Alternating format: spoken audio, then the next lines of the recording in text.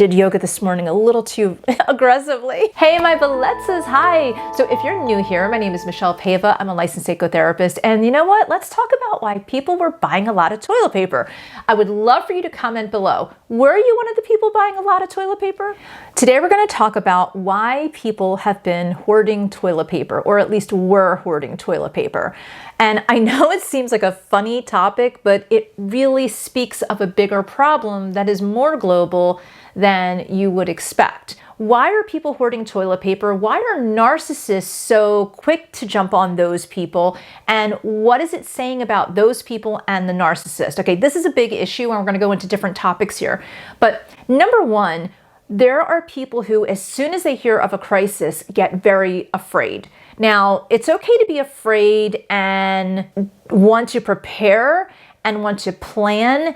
And usually those people will do so in a way that is more methodical and not impulsive, okay? So if you're in fear and caution, I should say caution, you're not in fear, you're in caution and you're more heightened, you're going to not be in fear. You're going to actually just, plan and do what you need to do. But the people that go into a fear-based, where they're really in a survival space, they are the ones that are going to impulsively act as if it's life or death, and they're not going to be thinking clearly. And they're going to go shop, and they're just going to get something that they connect with safety. And so the worst thing in a home, in a traditional home, we usually have some kind of food around. We usually have some kind of liquid around, even from a faucet. But toilet paper is something that people see as if you don't have toilet paper in the house, you are up creek, right? So if you're up the creek and you don't have toilet paper around, then you're in kind of a scramble and you're very nervous, because almost anyone who's a little bit hungry, the average even lower income, middle income person who is a little bit hungry can find something in their cupboard that they might not love it, but it's there. There's always that can of soup or a can of chili or something, whatever. There's always something hanging around. But toilet paper is not something that, when it's out, it's out. So a lot of people will just connect any kind of a crisis to, I have to get toilet paper. It's so instinctual to want to get that for some people. Now, understand that this is a person who might be under incredible crisis and in survival mode, and their frontal lobe just isn't really working great because the emotions have taken over. And when someone goes into shock and crisis and the emotions take over, frontal lobe just kind of cuts out a little bit, right? So if it kind of goes on half-mast or dim, then you're mostly working on emotion. But this is why I'm doing this video, because I want you to understand that when we get panicked, we don't think clearly. The number one thing that I would love for you to think about right now is just staying very safe. Being prepared, but don't be over-prepared, because if you get into the mindset of over-preparing, you're going to start panicking. There were people that were buying like shopping carts full of toilet paper or milk or whatever. And when I started to see those pictures, I thought, that's interesting. And I thought it was a little scary. So here's the reality. The reality is when people are in panic mode, whether they have anxiety or they don't have anything going on and they just are pushed into a temporary anxiety, the frontal lobe dims a little bit. And when that dims a little bit, because the emotions are taking over, so the whole brain is like filled with emotion, and you have this like little bit of frontal lobe happening. This is your little tiny logic area, third eye area, where the logic and focus is.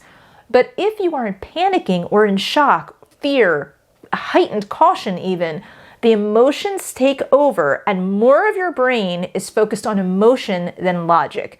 And so most of your brain is about the feeling and the senses and emotion and all of that. And it sort of just takes over the frontal lobe. So you have a bunch of people at a grocery store now that are not working in frontal lobe, that are totally working in that sensing, feeling, fear space. And they're just going with, what do I not want to not have in my house? Now, here's a reality and why people, I believe, are going for toilet paper. Even when you feel like you don't have anything in the house to eat, or even when you feel like things are like dim in your cupboards, we almost all have soups or canned goods or some frozen things hanging out, it's not like we're starving. So when we feel like we don't have, we often just don't have what we feel like having, right? But when you're out of toilet paper, you're out of toilet paper. Like there's not some hidden other thing happening where you're like, oh, I don't like that toilet paper, so I'm not going to use that toilet paper. I need to go get this toilet paper. When you're out of toilet paper, or if you're low on toilet paper, you will use anything. Where if you have, pea soup in a can and you're hungry, you might say, you know what, I'm not eating that. I'm going to go to the store and get something different or whatever. So when people are getting low on toilet paper, they get a little worried. And a lot of people are paycheck to paycheck, and they might have food in the fridge or food in their cupboards where they know, hey, if things get bad, I'll eat that canned soup. But if we don't have toilet paper, we don't have toilet paper. So they might be so fear-based, and they might be also financially escalated that they are buying the toilet paper. Okay, so understand, although it's easy to laugh at it, these are people that are truly in survival mode, truly fearful, and it's something that they can control. They can control how much toilet paper they have.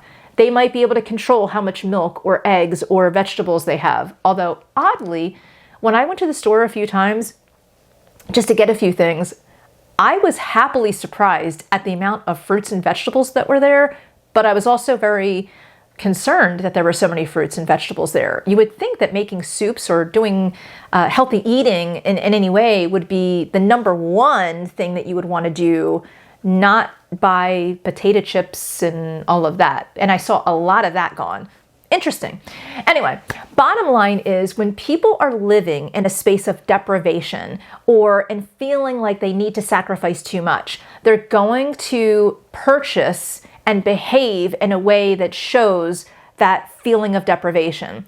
So if you're someone who feels very deprived in life, you might be overbuying just so that you feel like you're not taking anything away from yourself. Because honestly, when you are in a space of deprivation, you're feeling like you don't have a whole lot going for you. You feel very vulnerable. So when someone is purchasing a lot, that's showing that they are feeling vulnerable. Now, it's common sense to plan, okay, right now. It's common sense to purchase a little bit more so that you can social isolate. Sorry that you keep hearing this. I have a notebook right here.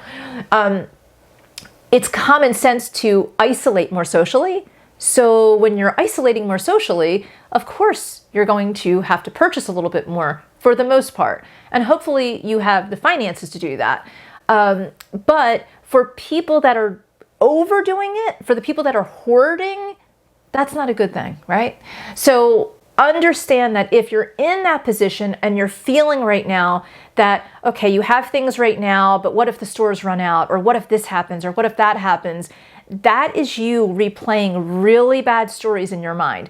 Could those things happen? Absolutely. For the most part, you're probably going to be okay. So I want you to focus instead on the positives of things. So the positives are whatever you have right now is enough for right now. All of these things that we have, all of the things that we have in our homes, including the emotions and the relationships, the quality of what we have in our homes and lives, is very important to see the best of. Now, I'm going to say something that's going to piss a lot of people off right now.